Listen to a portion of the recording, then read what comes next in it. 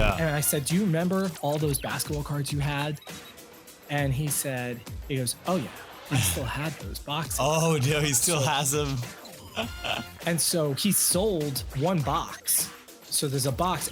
On average, you get 1 to 2 Jordans in a box. So he recently sold one of the sealed boxes for $250,000. So wait, what? How $250,000? Oh my God! So Yes.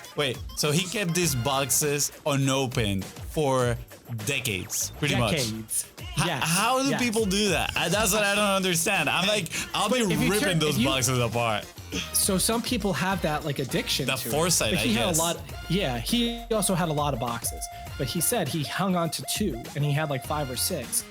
And I mean, think about it. The boxes back then were like $50. Yeah. And you turn $50 into $250,000. That's a pretty good trade. Hey, I'm Luis. And I'm Luis. And you're listening to the Content is Profit podcast. Bam, bam, bam, bam. I know. I miss our board. I miss a roadcaster with the sounds. I know. It's Yep. okay. It's not gonna make sense. But anyways, today, what are we talking about? Actually, fun fact, I just remember I have the sounds in my computer. We probably could have transferred them here real Wow, quick. good Next job. one. Next time. That's fine. Good job.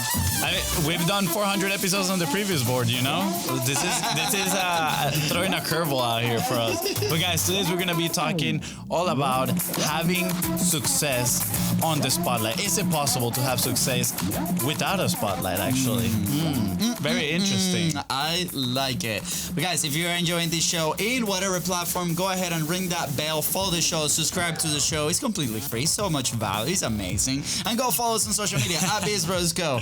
That is right. And if today's guests help you move one step closer towards your goal, please don't forget to share this episode because you can be doing the same exact thing for somebody else. And don't forget to leave a 5-star review. That's right. So today we are back and it feels so good because we have an amazing, successful guest. That is right. Today's guest has grown a successful podcast. Actually, I think he has grown 2 successful podcasts, Inside the Lion's Den and Path to Freedom, all while being pretty quiet about it.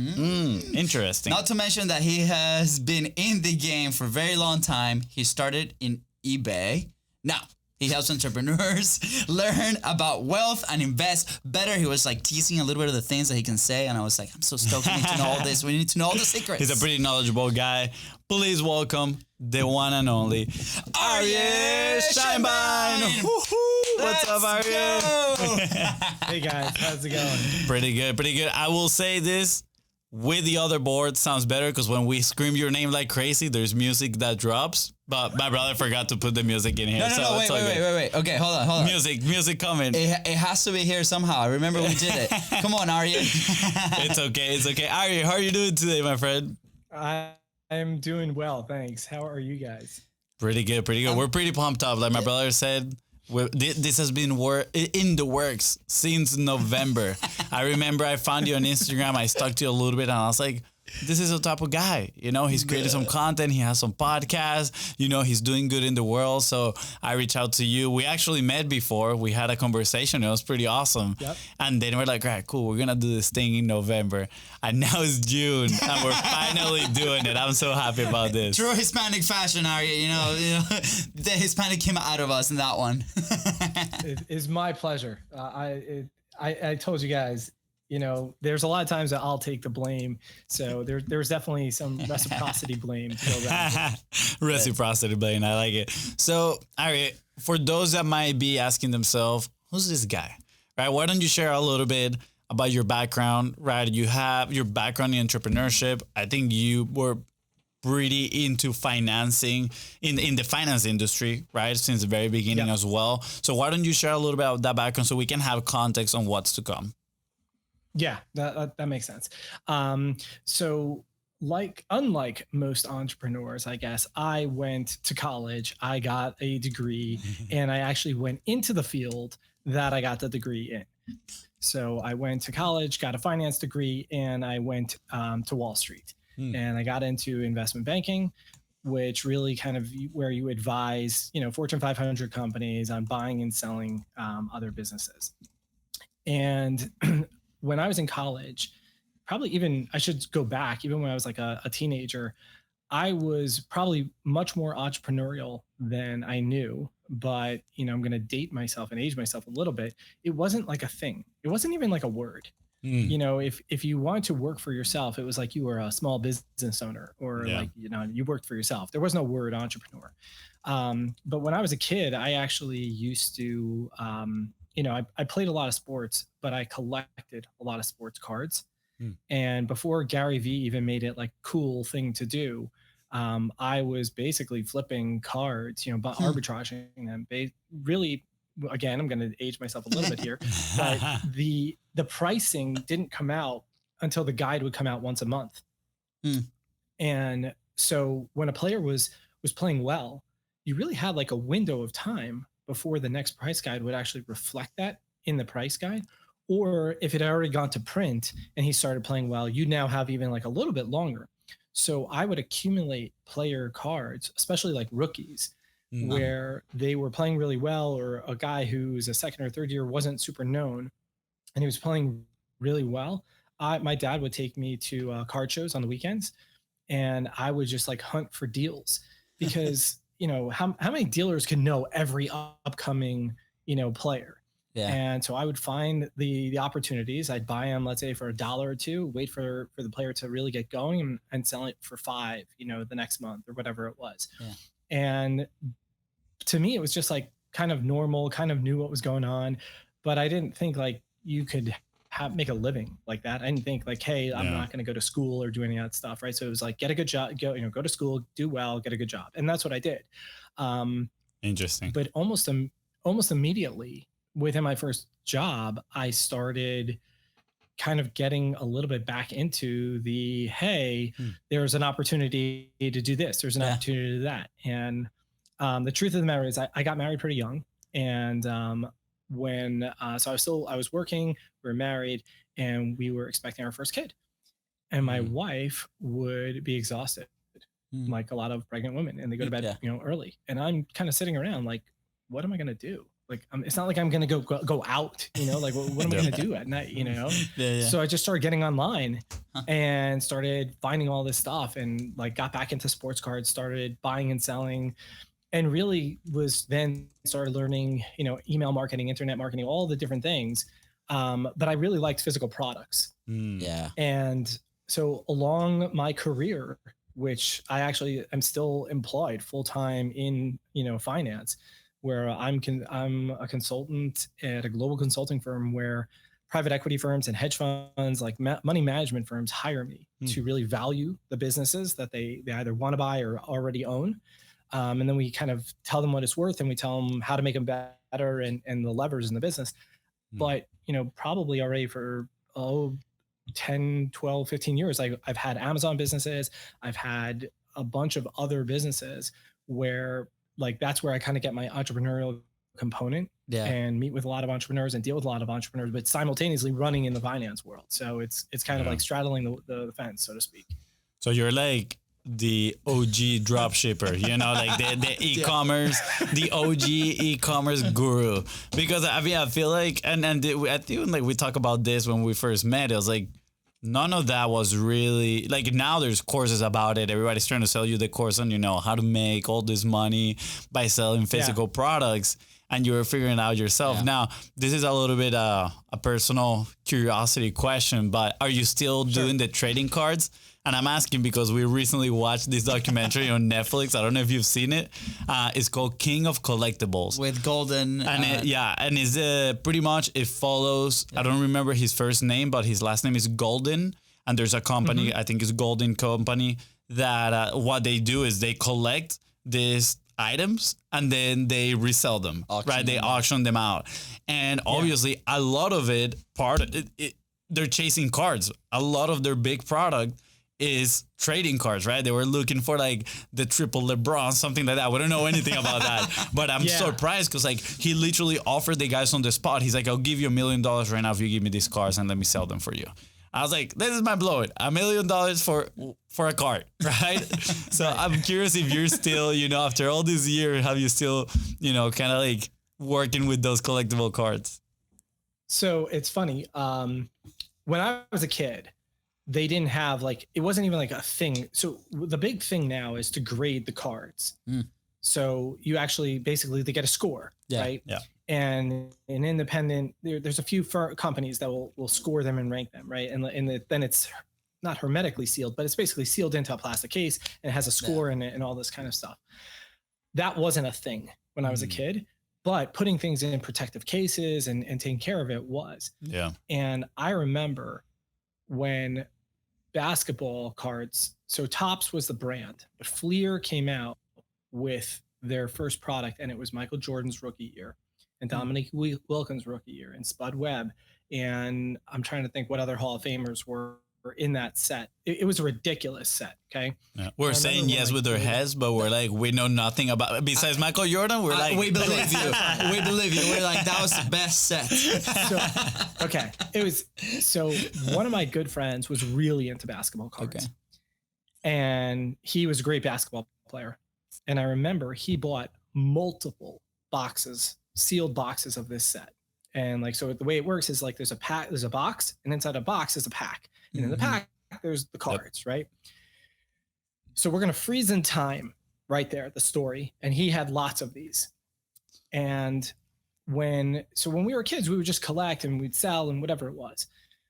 When I got back into it, the industry had totally transformed itself.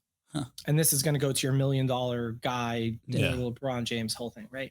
So I'm working at a private equity. I was actually a venture capital firm, and I'm walking at lunch, and I basically stumble upon a card store, comic book and card store, and I hadn't looked at a card in years. Yeah. I go into the store, like all the nostalgia is coming back, it's flowing back, and I'm like, oh, and I didn't even like look at anything yet. Like I'm just like love it. And I said to him, I'm like, how much is a pack of cards, right? So mind you, like you get a case, and the case has the box, and the box has the packs. When I was a kid, a pack of cards was, I don't know, 50 cents, $1 or something. I don't know. And you got like a bunch of cards. He says the pack's $5. I'm like, $5? I'm like, what's in this thing? And he says, well, when was the last time you collected? I'm like, it's been a while. So he takes me over to the fancy display cases in the front. Like think of like the jeweler, right? Yeah. They got the Rolexes in the front. Yeah. He's got like the best of the best. Exactly. Right. And he starts showing me like a Derek Jeter rookie, Alex Rodriguez, all this stuff. And I'm like, oh, this is pretty cool. Like, how much is that card? He's like, oh, that's $500, $250. I'm like, what the hell are you talking about? Like, I remember when a card was like a great player, it's $5, Yeah. So he takes the card out, and in the card, embedded in the card, is a piece of A-Rod's jersey. And the card is signed and serial numbered. Yeah. I'm like, damn, that's cool. Like as a collector, like that's like, oh. Yeah. You're like, how much? I'm like, 500? Here we go. So I said, okay, so what's in the pack that is $5? He says every pack has a card with a bat, a piece of a player's bat. Wow. So I said, oh, that's kind of cool. I said, but there's probably like a lot of junky players in there, right? And he says, yeah, like you're trying to get like the A-Rod or the Jeter, but at the end of the day, like so I said, how much is like a box of those? Because like in my head, I'm like, I have a good job. I could buy a box. Like how much could a box be? And he's like $120. Yeah. I'm like, that can't be. So I hang out for a little bit. I go back to the office. I hop online immediately. And this is when I go to eBay, right? And eBay is selling the boxes for like $65. Oh, wow. And Yahoo Auctions at the time was like the number 2 auction site. And they're getting like $95 a box. And this guy wants $120. So immediately I realized there's just like a gap in the market, and I can arbitrage it. So basically like buy it on eBay, sell it on Yahoo or locally, right? And so that's when I started doing it. But these cards were worth way more than my cards worth, right? Yeah. And so I stayed in the card market, to answer your question, like long-winded way. I stayed in the card market for probably a good, 2 to 5 years, but ultimately pivoted out of it, except for things that I just personally wanted to collect. And I really didn't like chase big name cards or do any of that stuff. Yeah. So to bring it back to where I froze you in time on my friend. Mm-hmm. So that friend of mine became effectively an entrepreneur. He built a company that sold vending machines Oh, wow. for sandwiches, and he got into like all the airports and stuff like that. But the key of the whole machine was it was like instant heated. You'd have, let's say, like a corned beef sandwich. Yep. And it was refrigerated the whole time up there. But when it would drop down to you, it would instantly get heated up, and the food was warm. It was good, right? Wow. And so he ultimately sells this business, and he does really well. I talk to him every now and again, and we bumped into each other. We were actually both like sharks on like a Shark Tank for our alum. We were, for our alma mater in college. That's awesome. So we went back and we were talking. Yeah. And I said, "Do you remember all those basketball cards you had?" And he goes, "Oh yeah, I still had those boxes." Oh, yeah, he still has them. And so he sold one box. So there's a box. On average, you get 1 to 2 Jordans in a box. So he recently sold one of the sealed boxes for $250,000. So he wait, what? How? $250,000. Oh my God! So Yes. So he kept these boxes unopened for decades, pretty much.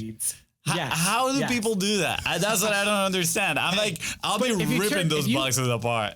So some people have that like addiction to foresight, it. But he I had guess. a lot. Yeah, he also had a lot of boxes, but he said he hung on to 2 and he had like 5 or 6. And I mean, think about it. The boxes back then were like $50. Yeah. And you turn $50 into $250,000. That's a pretty good trade. Yeah, absolutely. Even if it takes even if it takes 20 years. Yeah, So 100%. I identify because, lately I've been addicted to Hot Wheels. And I've been addicted to Funko Pops, and we're been on the hunt. My wife loves it, right? Like, we're out there with my kids. Obviously, I have a 4-year-old, so it started as an excuse to, get him some stuff, but then it became into this adult thing, and it's been incredible. Yesterday, we were in a store called Second and Charles, right? And they have like secondhand type of deals, but they have the Funko Pops, and we found this Batman one, and today we bought it for like $20, and it's selling for $250, and you're like, this is crazy, and my wife is like, oh my God, this is addicting, right? So I understand it, and I love it, right? Yeah. And I want to extract some lessons from like that story that you just told, also like from you beginning this business or side business, right? When you were a kid and trading and learning the value of things. I think it's so important, right? To what not only what you're doing now but people also in this entrepreneurial journey. From when we started in our school, we will go buy these like soccer jerseys in this market. And then we will, 5X what they were and selling them in school. So I think it's super interesting to learn that background and what drives everybody. Yeah, and I'm curious, like, you seem to have an eye for spotting opportunities, right? And I feel like now you're working, valuating businesses. Like, literally, I feel like this has been a constant in your life. At first, you were, valuating trading cards. And then you climb the ladder, and now you're evaluating businesses and, seeking opportunities here and there. And I'm very curious on how, like, or where does that vision comes from? Is it your family? Yeah. Was it just you, right? Like, was it necessity, right? Because some people step into the entrepreneurial world because of necessity. It's like, oh man, I need to find a way to maybe feed my family, etc. Right? And I'm so curious on how you developed this. And more importantly, how have you nurtured it throughout the years to now be able to better spot opportunities? Yeah, it's very funny because if we were having this conversation like 3 to 5 years ago, I would have had a very hard time seeing what you just laid out to me. I would have been like probably mind blown by the sentence that you said, because before I got really deeply involved in the entrepreneurial community, I took it very much for granted. Yeah. And I didn't even see that that's what I did. I had a very hard time connecting that I would see an opportunity and one thing and another thing. I would say for an entrepreneur, what's really interesting is I am very entrepreneurial, but if someone were to say, are you an entrepreneur? I would struggle to answer that yes, for the simple reason of one of the key success tools, I believe, of entrepreneurs is speed to action, right? Yeah. And not over analyzing and not, like it's kind of like that whole ready, fire, aim type of thing, right? You just go and you'll fix it. And, the analogy people say, jump out of the plane and build the parachute on the way down, all the things, right? All the standard taglines. But I think one of the things that holds me back is that I do all the analysis. But that is where I find a lot of these opportunities. It's in the analysis, right? That like I look at something, whether it's a trend, whether it's the gap in value. So we actually define value. If you actually look at like, this is the most boring thing I'll say today, but like the definition of value of what a willing buyer and a willing seller will agree upon. And it sounds like, duh, of course, but it's not, but it's actually really interesting because I remember I work in New York City, right? And you ride the subways. And I think when I don't know if it was eBay's tagline, there was, I think it may have been eBay or it may have been, what's the one in like Mercado or there's another platform. I think it's like Mercari or Mercari. And then there's Hotmart for e-commerce and, informational products. When they first were starting, one of their taglines was, your junk is someone else's treasure, something to that effect. And it's so true because like, just because you don't see the value in something, somebody else does, right? Like, so one of my sons is really into golf now. So he wants me to take him to garage sales because people don't know what they have. Yeah, true. And he wants to buy golf clubs on the cheap. Like he has a good set, but he's always looking for like that one, sand wedge that'll, like someone has, and they're trying to ask $10 for it, and it's really $170 or $300 or whatever, because their father, their grandfather, they don't know, right? Yeah. So being able to identify things, whether it's in a business or whether it's in a physical product, it becomes like, it's just a knowledge base. You start to, the more you're around these things, you start to identify it. So for the entrepreneur who's like, hey, I'm building this business, like when you look at what is missing or what you're trying to achieve or whatever it is, a lot of times that is the definition of the value, right? So what is a willing buyer going to pay you for that quote unquote value that you're creating or you're giving them? Yeah. And so I tell people a lot of times that I can look at numbers and they tell me a story. And what I can do then is make the numbers tell a better story. And so it's the same thing, kind of like seeing that value that may not be showing out correctly.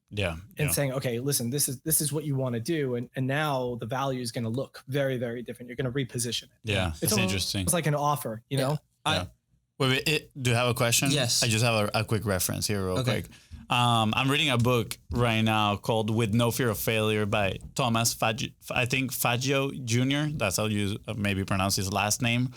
And on the first chapter, he's telling his story, right?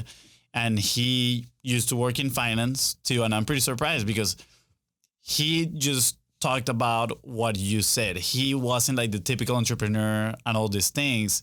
He was more of an analytical person, and he managed to build the biggest waste company in the world, right?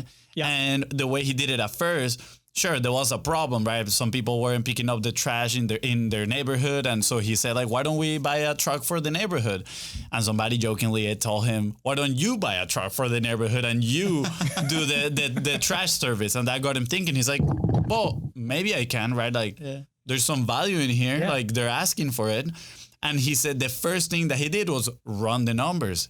On the story, it says, I stayed all night long running numbers and, figuring this out. And then I had a plan, and he said it was, worth trying. Years later, he had the biggest waste company in the world. And I find that very interesting, right? Because it's, like you said, like most entrepreneurs are speed, speed, speed. But I feel like something that we've learned throughout our journey in entrepreneurship is like, there's not just one way of doing things. Like everybody has their own how, and you can get to the goal in different path. So I'm curious, right? I'm curious to see what you're going to build in the future. You're like, you remember about this guy. And I feel like that's a superpower, be able to see numbers. And like you said, tell a better story with those numbers, right? Like, I feel like you understand value so deeply. And maybe that's connected to all the experience you've had with the trading cards that, you know, people sometimes don't even realize how much value they're offering through their businesses. Yeah. I hear that. And you had asked a question before. I know you have a follow-up question there. My father and mother, neither of them were entrepreneurs. But the crazy thing is my mother was like this, and she still is, this like deal finding shopper. Like she wouldn't buy, like the idea of paying full price for something was like, there's no reason. There's another thing, right? Like I can get that same thing later for less, you know? So there was definitely inherent, like when I started the arbitraging, I was like, you know, like it was ingrained, but not like, you know, hey, listen, sit down and let me teach you. So you're like the OG e-commerce guy and your mom is like the OG couponing lady. It's funny, like she wasn't like a couponer, but yes, you know, like she didn't have the, cause if you ever watched those shows, like these people, like they're planning for the apocalypse, right? Like they have rooms of stuff and you're like, what are you gonna do with it? They're like, it doesn't matter, it was free, you know, like. Yeah, absolutely. My wife is one of those that enjoys the negotiation aspect. Like she will go in there and she's like, it's a competition, you know. I can get them, you know, for like $20 less, you know. I'm like, well, the thing is like $21, like what are you talking about? But you know, last week I was like in bed for, you know, knocked out sick for 2 days, and I got pretty obsessed with Undercover Billionaire. Have you seen that show? Undercover Billionaire. So I've watched like season 1. I didn't watch Grant Cardone season, but I watched. You watched the first guy before him. Yeah. The first one. And I'm very like, before that show, really the idea of selling a business, right, for X amount, or even like considering that, like for us was like we're in like the weeds, like building, right, for the last like 4 years. And that really opened my eyes. We're like, okay, wow, these guys are building in 90 days, I think it is, you know, a business is valued at $1 million, right? $1 million. Exactly. And somebody comes in and there's all these factors, right? So it got me really like spinning my wheels and thinking, and that really drove, not that specifically, but that really like pushed, you know, the decision that we made that we're not announcing just yet. Maybe off camera I would tell you, but it got me thinking, right? Like a lot of entrepreneurs get into this game of building a business, right, for provide better opportunities, whether for their family, for themselves, right, solving these problems, but there's not, at least in my eyes, initially there was not an end game, right? Like we're going to be doing this forever, right? So for obviously these companies and the deals that you work with, right? Is that a common trait that people get into it, or should they be planning from like the very beginning, be like, is this another thing that is super important that I cannot miss, right? Because we definitely didn't, but now it's in our radar 4 years later, and we're like, wow, every decision that we make today is hopefully to make those numbers work and tell that better story later. For us to provide a better opportunity. Yeah. So I tell everybody that whether you want to sell a business or not, whether you get into it to exit it or not, you want to start with the end in mind first. Because you can reverse engineer a lot of things. But if you don't know, like just think about like now we have GPS, we have Waze, we have all these things, Google Maps, whatever you want to call it, right? But like if you don't know where you're going, you can't put a destination in for the map. You don't get in your car and say, oh, wherever it's going to take me today, right? Like even Tesla needs to know kind of sort of where you want to go.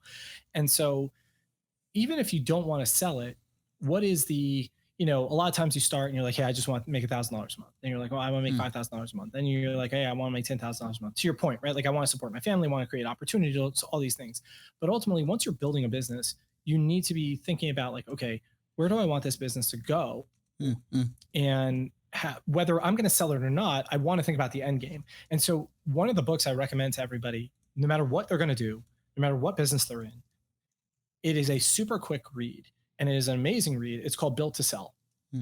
And I've actually had the author on my podcast. Awesome. Nice. And he's written a number of books after that. His name is John Warrillow. And if you go like to my Instagram, I actually have like one of my links is like my book, like my Amazon thing. And so it's on there. You just buy it on Amazon, whatever you want. It's also, it's like, I think it's a super cheap book. I don't know. It's like $12 or something. I am telling you, you will probably read it in one fell swoop, one sitting. Yeah. Because it's a story. It's not a teaching book. And so it becomes very relatable.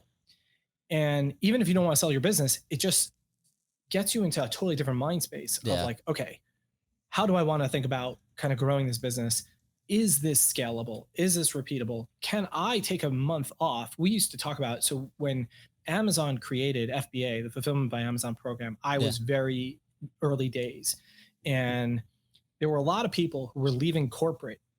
You know, they were leaving jobs that were making, I don't know, call it like between $75,000 and $150,000 a year. And they wanted to go, and that's what they wanted to basically replace their income with Amazon.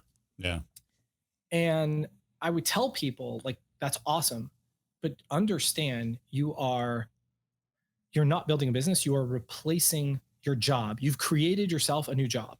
And if you can't take a day off, a month off, you don't have a business. You've got a job that gives you flexibility. You work for yourself, that you have the decision.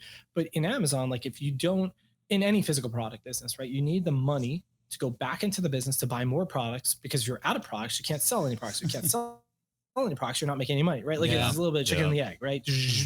And so if in the original, people were not buying or making their own products, they were arbitraging, right? They'd go into Walmart clearance, or they go to, you know, wherever, and they buy stuff like your Funko Pop example, right? Yeah. And if you, let's say it's you and your wife who are running around getting Funko Pops, and then you take a vacation, well, guess what? There's no Funko While Pops. you're gone, maybe you'll, you may sell through some of your Funko Pops, so you'll be making money while you're away. We come back though, the next 2 weeks, you have no income, right? Unless you have an employee do it, unless you have somebody else do it, right?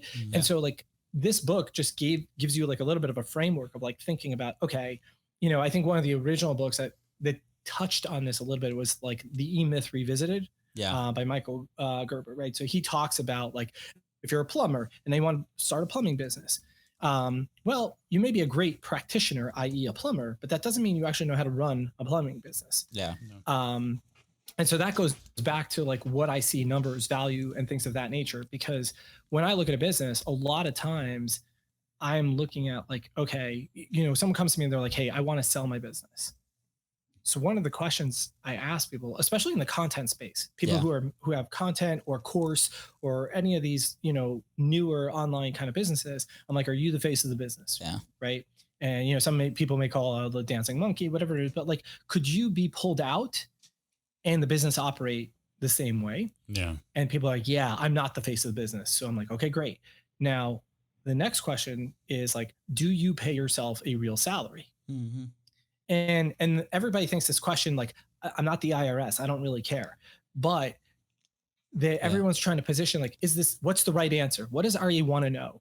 And what I actually want to know, and I tell everybody, is I don't really care.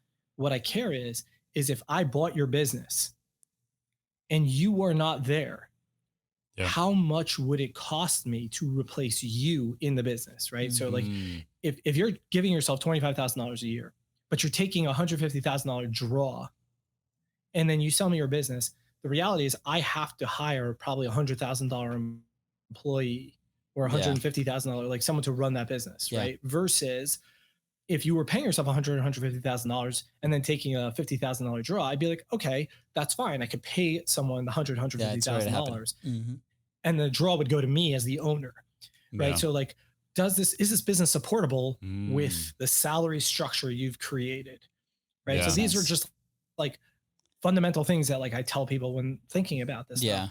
And the other thing is like, what are you doing? And the flip side is like, okay, let's say you're running this business, you don't want to sell it, and you're taking these draws.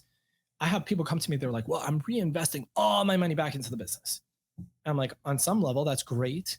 But on some level, I'm like, let's say you don't sell this business. Let's say you end up, something happens. Like, do you have money that's growing or throwing off passive income to you?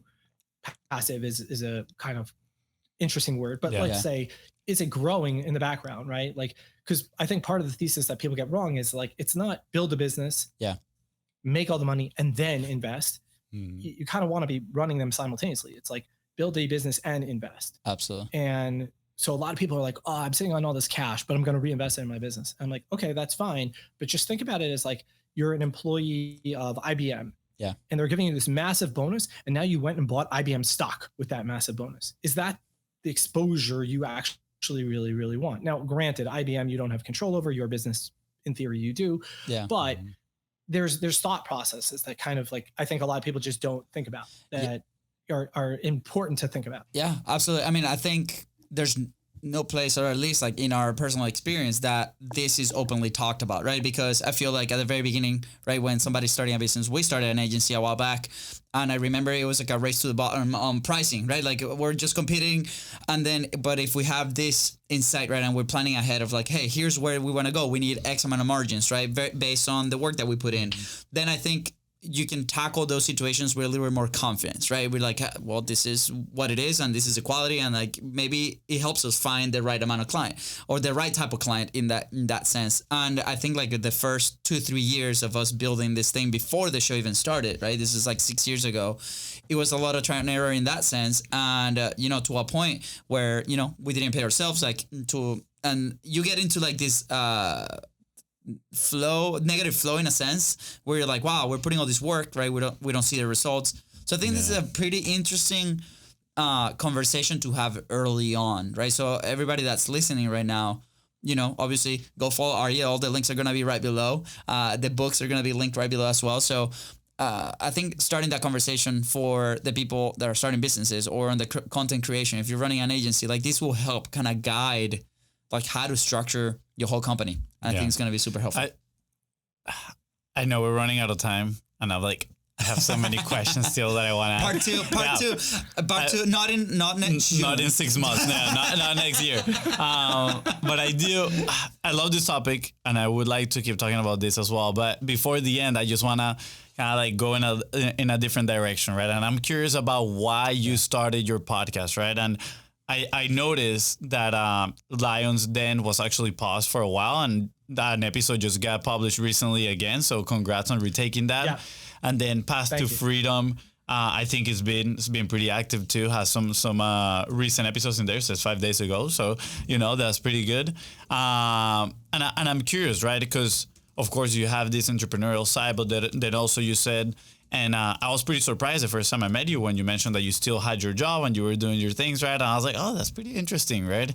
And it made me curious on why you decided to start a podcast, right? I feel like a lot of people, especially people that are holding a job, they might be a little reluctant on starting their own platform as well, because it's like, well, the company policy, or what do I say, etc. All these things, right? There's a lot, and maybe you have that challenge too. There we go. They're all true. Like I definitely compliance is like there's certain things I can do, I can't do. Like I can never give financial advice.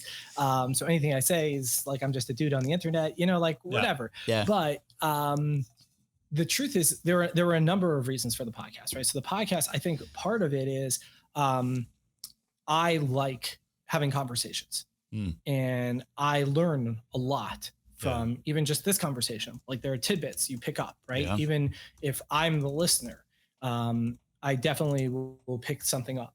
And so meeting people and talking about their businesses always gives me more insight into whether it's how to run my business, a business I'm advising on, or just something I haven't even thought about in the past, right? Yeah. And like even this weekend, a perfect example, like my wife is a teacher, but she's also a personal trainer. Okay. And there was another teacher at the meal. We were having a meal together, and she's more in the administration of teaching. And she's been like, she's been telling me, you have to tell me and your wife what e-commerce business we could start. I know you're holding out on it. And I'm like I'm holding out on my wife. Like, I don't know. But it took me, I said, listen, let me think about it. And literally by that night, I had thought of something that I'm like, you guys have the expertise in something. It wasn't a course. But I'm like, you can totally build this product, like create this product. Because she was like throwing out like a lot of trending things. And I'm like, that's not what you want. Like you're no different than somebody else. And so I kind of, kind of framed it. And I think a lot of these things come from conversations that I have with other people, different angles, different. So the podcast was, I think, multifaceted. One is I wanted exposure to more people. Yeah. I really love interviewing people. I really do. And, some people like they're not good public speakers or they're not good podcasts. And the truth is, like, if I go back to my first 5 podcasts, which were all solo episodes, I cringe. Like, I sound horrible. I was trying to script it. It was like but it was such a good learning experience. Absolutely. Yeah. Because I'm like, you know what, you expect to be good at something because you're good at this. You think you're going to be good at that. And like the two have nothing to do with each other, right? Like you're like, why do you think you were going to be good? But you know, whatever. So it was a new skill. I think the pause is the challenge goes to I have so many things going on, being consistent. And that's definitely a challenge for, you know, for a lot of people who are juggling things. And it also has been good to learn, you know, to be consistent. Like you see, like when I'm consistent, like the podcast is ranking top 100. When I stop, it obviously falls out of the rankings, you know? Yeah. And so I think the other thing was that originally I thought I was going to do consulting from it. And I found that, I work in a consulting firm and I don't really want a conflict of interest. And like to the point that you made about, you know, people like, oh, I can't say this. Well, that was one thing. I was like, oh, this is going to be a problem. So let's shut that idea down. Yeah. But I like the idea of meeting people who have accomplished things or have written books or whatever it is, and just kind of, you know, get a sense of like, and bring that to other people who would never have heard of them or never have known. Absolutely. So like things that you guys do with your podcast. Yeah. I mean, you know, I know jokingly you kind of said this at the beginning of the episode, right? But you're like, you know, like if you guys want a financial consult during the episode, right? You guys can have one, you know, for the length of the episode. And you know, it's not just about getting the financial consult for free, right? In the podcast episode, it's about what you mentioned, right? Like everybody has their drop of knowledge that they're coming in, and then you're getting like mentorship for free in some cases, right? You said that you had the author of Build to Sell in your podcast. I'm sure you learned a lot because now you're able to go deeper, right? You've consumed some of their content and you have questions that you want to, of course, you want to illustrate and highlight them for your audience, but at the same time, you want to satisfy some of those questions, some of that curiosity. You're like, you know what? And probably your audience is aligned with you on the questions that you have. So all those questions that are coming to your mind, they're going to resonate with your audience as well. But for us, that has been one of the biggest cases for podcasting is building relationships, right? Like our network has grown. Like we would not have the network that we have right now if it wasn't for the podcast, to be honest, right? I mean, we do 3 interviews a week. We're doing a little bit more solo episodes now, but we're doing 3 interviews every single week. We're in episode like 450. And it's amazing because now also we don't only build relationships, but then opportunities start flourishing here and there, right? Like, hey, do you know this person? Do you know this other person? Etc. I think I love something that you said at the very beginning. It's like I start doing this because I love having these conversations, right? And I think this is a theme on the latest like month or so in our show has been where are you starting the creation process? Is it an intrinsic thing or is it like an external thing? And I think like the people that start from, hey, this is for me, it's gonna do a lot better for a longer period of time, right? Like just earlier today, we were meeting this amazing woman. Her name is Susie, right? And she has a podcast and she started a brand, and it looked kind of like on the side type of project. But then as she was uncovering the why she's doing it and the people that she's connecting with, and she's local here in Jacksonville, where we're from, and it's like it's such a powerful thing that you're not gonna be able to stop it, you know, consistently. And if we're consistent, that's when you win, right? Because opportunities are going to show up, right? You also mentioned, right, you started, maybe I was going on consulting, and I'm sure there's so many opportunities that had come out of it that are not consulting, but are so beneficial for you, for your family, for your team, right? And is that faith that it's going to work out, right? So, you know, do you have that moment when you started the podcast where it's like, I absolutely know that this is going to work out, right? For us was like, we need this to work, right? Because we had like 60 days worth of money and we're like, we need this to work. I don't know how it's going to work, but we need this to work. We're going to make it happen. We're going to make it happen. And 400 episodes later, right? Like it's happened, right? Like we were able, our life completely changed, right?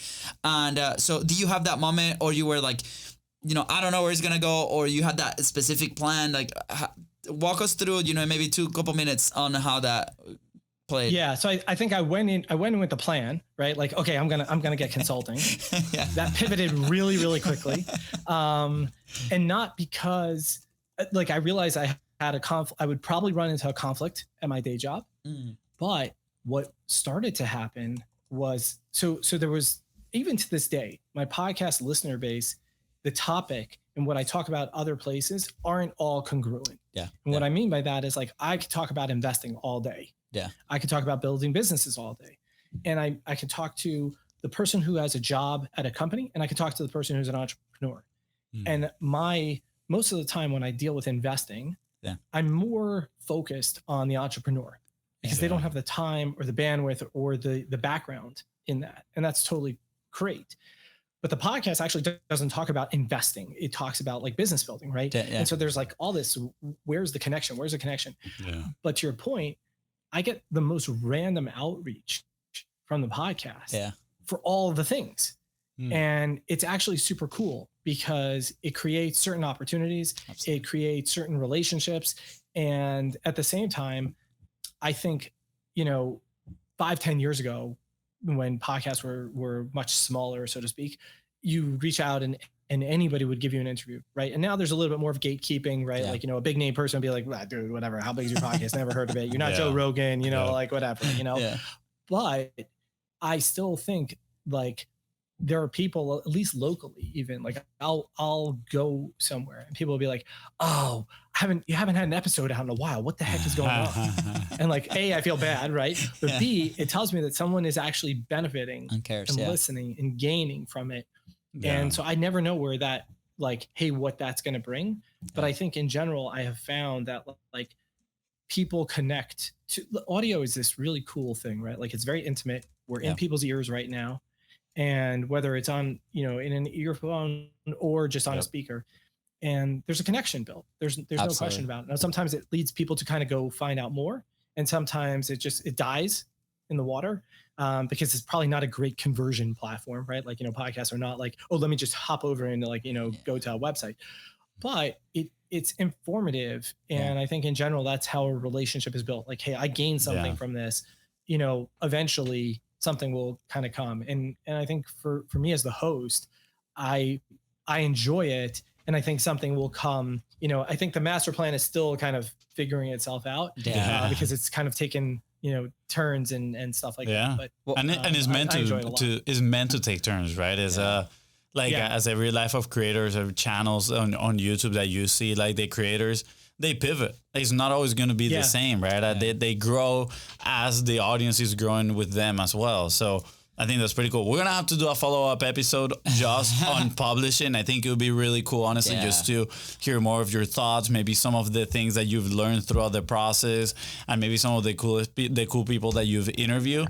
Because I know we're getting hit. We're at the end. Actually, we're past the end. We're spent the buffer that we asked for, but we have like one more question, right? That to ask. But I want to do a quick reflection on the beginning of the episode. You mentioned you define value, right? And a lot of people that come into publishing is like, what is the value of my publishing, right? And you mentioned it's like the agreeable price, I guess, right, between the seller and the buyer, right? Is that did I butcher it? Probably. Ish. So we'll roll with it. It's good enough. Yes, let's go. You get a C-. C-. Hey, I'll take it. But with your podcast or your publishing platform, right, is very similar, right? The value of this show of Content is Profit is beyond what it has generated sales-wise for our business. Is the network, the relationships, us being able to pick up the phone and call anybody of those 400 people that we've interviewed and be like, hey man, how's it going? Ask a question and be able to, get an answer from them. Yeah, it's worth more than $1 million, right? And for us, it's worth it. For us, it's worth the time, the investment that we put into this platform. So I want the listener to reflect on that. Be like, okay, what is the value? All the questions like, what is my ROI, right? It's like they want like a very cutthroat, like, oh, it's gonna be, if you invest $500, you're gonna get $2,500. Well, guess what? With this type of content, is way more than that. And I think we have to look inside of like, why are we creating in the first place? Can we develop relationships? And those relationships are going to be way more valuable in the long term. So I just want to make that final reflection before we head out. And I have the last question for you. Is like, where will you be today if you did not publish? I'd be even quieter or less known online. That's for sure. I think the publishing, you've hit on so many of the things it does, right? So let's leave the relationships out for a second, because I think I think that in and of itself is a skill that people kind of learn and improve over time. Yeah. But just the ability for someone to say, oh, I know that person, or, oh, you should talk to that person. And it's not even like a deep relationship. It's just like, oh, I've seen that, or I think that just drives credibility. And it's funny because like if you look, I'm not like a social proof guy. I don't tout all the things I can or have done. And it actually goes against my whole nature. It's just like so anti me. But I think when you have that podcast, if I didn't publish, it would the external credibility would even be diminished, irrespective of all the things I have done, because I don't market and I don't tout myself.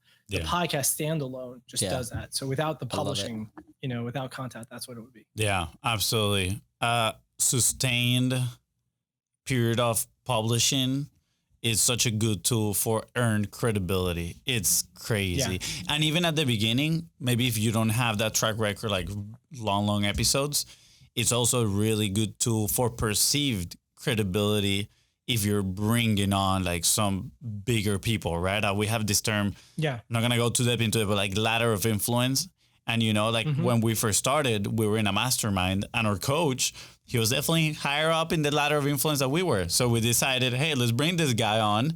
And, then we leverage his name to bring the next 100 guests, right? We're like, this guy has been in our podcast. You want to be in this podcast too, right? Right. And the perceived influence was there. And then guess what? After those 100 episodes, we earned that credibility as well. Yeah. It's been a pleasure, man, getting to know you. I love the stories, all of them. This was awesome. It was worth the wait. It was worth the wait. Well, it was for us. I hope it was for you as well. And but yeah, is there anything else that you want to add before we head out? No, I appreciate it, and I actually, like you said, I think we could probably talk for hours. So if we do another one, we'll probably pick a lane and try and stick with 3 lanes. We'll just book it at night, just really, we'll do a 24-hour marathon. Yes, there you go. Absolutely, Fonzie. Is there anything you want to add? I'm just grateful. Thank you so much, Ari. I appreciate you. Hopefully, the next one we can actually do it in person. I think that would be pretty cool. And thank you for you listening right now. Hope you got some good lessons as well from here, and let us know. Just DM us and if you have any reflections. Yeah, absolutely. And with that said, guys, thank you so much for tuning into the Contents Profit Podcast. Go ahead and follow the show in your favorite podcasting platform and on social media at BIZBROS Co. That is Ryan of Area here. Help you move one step closer towards your goal. Please don't forget to share this episode and leave a 5-star review. See ya. Bye, guys.